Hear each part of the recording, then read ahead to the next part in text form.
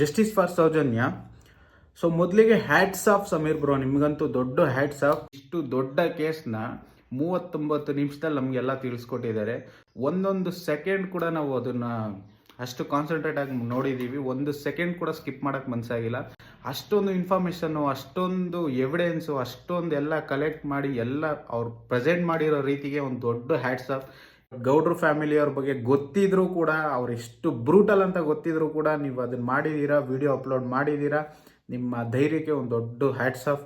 ಮತ್ತು ಸೌಜನ್ಯ ಅವ್ರಿಗೆ ನ್ಯಾಯ ಸಿಗಲೇಬೇಕು. ಯಾಕಂದರೆ ಇದು ಸೌಜನ್ಯ ಅವ್ರಿಗೆ ಒಬ್ಬರಿಗೆ ಆಗಿರೋ ಅನ್ಯಾಯ ಅಲ್ಲ, ಇದರಿಂದ ತುಂಬ ಕುಟುಂಬಗಳಿಗೆ ಅನ್ಯಾಯ ಆಗಿದೆ. ಅದಕ್ಕೆ ಯಾವುದಕ್ಕೂ ನ್ಯಾಯ ಸಿಕ್ಕಿಲ್ಲ. ಇದಕ್ಕೂ ಹಂಗಾಗಬಾರ್ದು. ಯೂಟ್ಯೂಬ್ ಕ್ರಿಯೇಟರ್ಸ್ ಆಗಿರಲಿ, ಇನ್ಫ್ಲೂಯೆನ್ಸರ್ಸ್ ಆಗಿರಲಿ, ಎಲ್ಲರ ಸಪೋರ್ಟ್ ಕೂಡ ಸಮೀರ್ ಬ್ರೋಗೆ ಬೇಕಾಗಿದೆ. Not only social media creators, ದೊಡ್ಡ ಸೆಲೆಬ್ರಿಟಿ ಕೂಡ ಇದ್ರ ಬಗ್ಗೆ ಧ್ವನಿ ಎತ್ತು.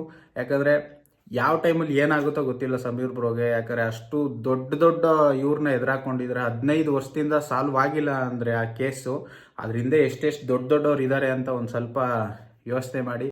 ಈಗ ನಾವೆಲ್ಲ ಮಾಡಬೇಕಾಗಿರೋದೇನೆಂದರೆ we stand with Sameer bro. ನಮ್ಮೆಲ್ಲರ ಸಪೋರ್ಟು ಸಮೀರ್ ಬ್ರೋ ಬೇಕಾಗಿದೆ. ಸೊ ಎಲ್ಲರೂ ಸಮೀರ್ ಬ್ರೋಗೆ ಸಪೋರ್ಟ್ ಮಾಡಿ, ಅವ್ರ ವಿಡಿಯೋನ ಇನ್ನಷ್ಟು ಹೆಚ್ಚು ಜನಕ್ಕೆ ಶೇರ್ ಮಾಡಿ. ಇದ್ರಲ್ಲಿ ಸಮೀರ್ ಬ್ರೋ, ಕರ್ನಾಟಕದ ಜನ ನಿಮ್ಮ ಜೊತೆ ಇದ್ದಾರೆ. ಅವರೆಲ್ಲರ ಸಪೋರ್ಟ್ ನಿಮಗಿದೆ. ತಲೆ ಕೆಡಿಸ್ಕೋಬೇಡಿ. Be strong.